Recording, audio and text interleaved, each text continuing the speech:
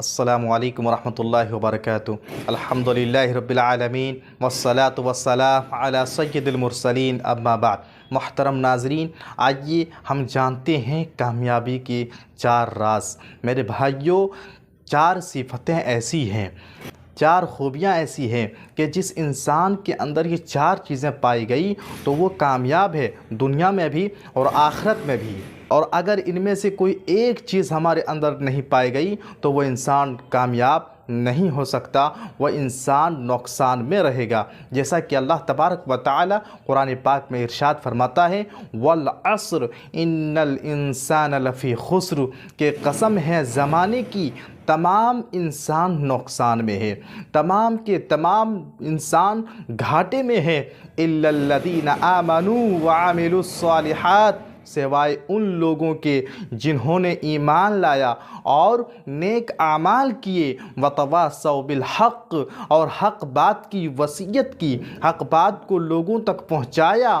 وتواصوا بالصبر، اور جنہوں نے صبر کے دامن کو اپنایا۔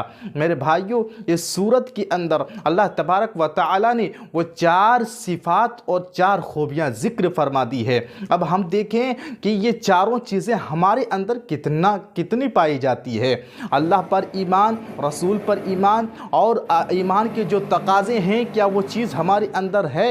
آج ہمارا ایمان کیا خالص ایمان ہے؟ ایمان میں شرک کی ملاوٹ تو نہیں، ایمان میں بدعت کی ملاوٹ تو نہیں، ایمان میں دھوکہ دھڑی کی ملاوٹ تو نہیں؟ ہمارا ایمان کیسا ہے؟ دوسری چیز، اعمال صالحہ آج ہمارے اندر کتنے ہیں؟ ہم کتنی نیکیاں کرتے ہیں، کتنے اعمال کرتے ہیں؟ ہمارا ایمان شریعت پر ہے، لیکن اگر اعمال صالحہ نہیں ہے تو میرے بھائیوں ہم کیسے کامیاب ہو سکتے؟ آج افسوس کے ساتھ کہنا پڑتا ہے، بہت سارے مسلمان ہیں جو ایمان تو رکھتے ہیں لیکن اعمال میں بہت پیچھے ہیں، بہت سستی اور بہت کوتاہی کرتے ہیں، خاص کر نماز میں اور حسن اخلاق و کردار میں، ان اعمال میں، ان نیکیوں میں آج انسان بہت پیچھے ہے۔ اور دعویٰ تو کرتے ہیں کہ ہمارے پاس ایمان ہے، تو صرف دعویٰ کافی نہیں ہے، ایمان کے ساتھ عمل صالح بھی کرنا پڑے گا۔ اور اسی طریقے سے تیسری چیز، حق بات کو پھیلانا۔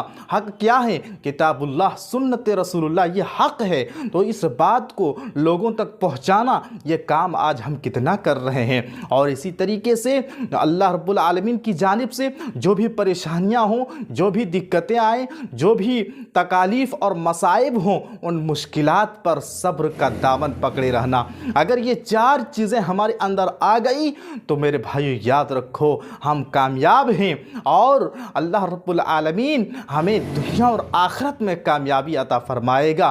اس لیے ضرورت اس بات کی ہے کہ ہم ان 4 چیزوں کو اپنائیں، ایمان، عمل صالح اور حق بات کی وصیت، اور اسی طرح صبر کے دامن کو پکڑے رہیں۔ اللہ پاک سے دعا ہے اللہ رب العالمین ہم سارے مسلمانوں کو یہ 4 چیزیں اپنانے کی توفیق دے، آمین۔